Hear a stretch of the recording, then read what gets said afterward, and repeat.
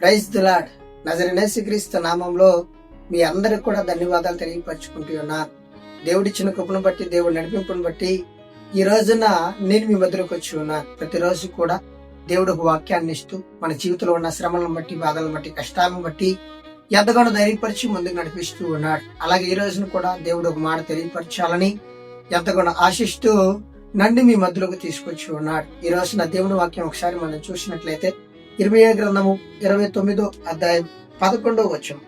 నేను మిమ్ముని గురించి ఉద్దేశించిన సంగతులను నేను ఎరుగుదును, రాబో కాలమందు మీకు నిరీక్షణ కలిగినట్లుగా అవి సమాధానకరమైన ఉద్దేశములే గాని హానికరమైనవి కావు. ఇదే యెహోవా వాక్కు. ఈ రోజు నా దేవుడు మనందరితో కూడా మాట్లాడుతూ ఉన్నాడు. నీ పట్ల కలిగిన ప్రణాళిక రాబోయే రోజులు గొప్పవే, కానీ ఏమాత్రం కూడా నశించడానికి ఈ లోకానికి నేను తీసుకురాలేదు. నువ్వు భయపడాల్సిన అవసరం లేదు. నీ పట్ల నేను కలిగి ఉన్నాను. నీ పట్ల నేను ఎంతగానో నిన్ను గణపరిచి లేవనెత్తాలని ఆశిస్తూ ఉన్నాను. నీ పట్ల గొప్ప ప్రణాళికతో నేను గొప్పవాడిగా నిలబెట్టాలని ఎంతగానో ఆశిస్తూ ఉన్నాను. అది నాకు ఒక్కడికే తెలుసు. నువ్వు భయపడాల్సిన అవసరం లేదని ఈ రోజున దేవుడు నీతో నాతో మాట్లాడుతూ ఉన్నాడు. నా సహోదరి, నా సహోదరుడా, ఈ లోకంలో దేవుడు అంటే ఏంటో తెలియని వాళ్ళు వాళ్ళ జీవితంలో సక్సెస్ లేనప్పుడు, వాళ్ళ జీవితం ఏమైపోతుందో తెలియని టైంలో, వాళ్ళ జీవితంలో వచ్చిన శ్రమలు, ఇబ్బందులు, కష్టాలను బట్టి వాళ్ళు నశించిపోతూ ఉంటారు.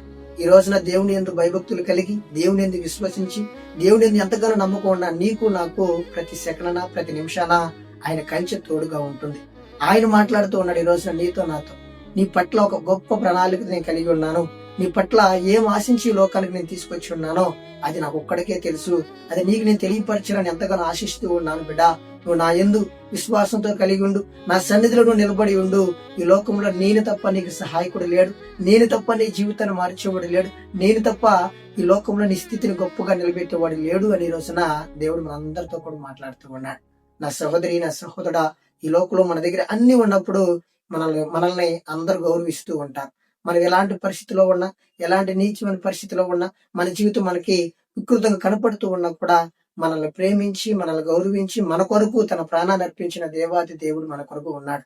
కాబట్టి ఆయనకు తెలుసు మన జీవితం ఎలా ఉండాలో, మన జీవితం ఎలా విధంగా నడవాలో కూడా ఆయనకు ఒక్కడికే తెలుసు. కాబట్టి మనం ఆయన యందు విశ్వాసంతో కలిగి ఉండి ఆయన సన్నిధిలో మనం నిలబడగలిగితే ఆయన మనకి తెలియపరచడానికి ఎంతగానో ఇష్టపడుతూ ఉంటాడు. ఈ లోకంలో అల్లర్చిల్లరగా తిరుగుతూ ఉంటే ఏమాత్రం కూడా మనం ఆయన శక్తిని గ్రహించలేం, ఏమాత్రం కూడా ఆయన గొప్పతనాన్ని మనం తెలుసుకోలేమని ఈ రోజున దేవుడు నీకు నాకు తెలియపరుస్తూ ఉన్నాడు. కాబట్టి ఈ రోజున నిన్ను నన్ను ఆయన ఎంతగానో వాడుకోవాలని ఆశిస్తూ ఉన్నాడు. కాబట్టి ఈ రోజు నుంచి, ఈ సెకండ్ నుంచి, ఈ నిమిషం నుంచి దేవుని సన్నిధిలో నిలబడాలని, రాబోయే రోజుల్లో నువ్వు గొప్పగా వాడబడాలని దేవుడు ఎంతగానో ఆశిస్తూ ఉన్నాడు. దేవుడి రోజు మనందరూ కూడా తెలియపరిచే మాట ఏమిటంటే, నీ పట్ల గొప్ప ప్రణాళిక కలిగి ఉన్నాను, నీ పట్ల గొప్ప ఉద్దేశంతో కలిగి ఉన్నాను, నేను గొప్పగా వాడుకోవాలని ఆశిస్తూ ఉన్నాను. ఈ లోకం ఎందుకు పనికిరాని వాళ్ళు నేను ఘనంగా వాడుకొని ఉన్నాను. బిడ్డ, నీ పట్ల కూడా గొప్ప ప్రణాళిక కలిగి ఉన్నాను. కాబట్టి నీ పట్ల ఏం ఉద్దేశించి ఉన్నానో, నీ జీవితం ఈ రోజు పడుతున్న శ్రమలు, ఇబ్బందులు, కష్టాలు ఎన్ని కూడా నీకు కష్టం కావచ్చు, కానీ నాకు కష్టం కాదు. నువ్వు భయపడాల్సిన అవసరం లేదు. నీ పరిస్థితిని చూసి భయపడాల్సిన అవసరం లేదు. నీ స్థితిని చూసి నువ్వు భయపడాల్సిన అవసరం లేదు. నీ జీవితంలో ఉన్న శ్రమను బట్టి నా బ్రతుకు అయిపోతుందని కూడా నువ్వు భయపడాల్సిన అవసరం లేదు. నీకు కష్టం కావచ్చు, నీ తల్లిదండ్రులకు కష్టం కావచ్చు, నీ చుట్టుపక్కల నీ సహోదరుడు నీకు సహాయం చేయకపోవచ్చు, కానీ నాకు సమస్తము సాధ్యం. ఈ రోజు నుంచి ఈ భూమి ఆకాశాన్ని సృష్టించిన దేవుడు నేను, నీ జీవితాన్ని మార్చడానికి కూడా అర్హుడు నేను. నువ్వు భయపడాల్సిన అవసరం లేదు. నీకు నేను తోడుగా ఉన్నాను, నిన్ను నేను బలపరుస్తాను, నిన్ను నేను లేవనెత్తుతాను, నీ స్థితిని మార్చి నూరింతలుగా ఆశీర్వదిస్తానని ఈ రోజున దేవుడు నీకు నాకు తెలియపరుస్తూ ఉన్నాడు. ఆమేన్.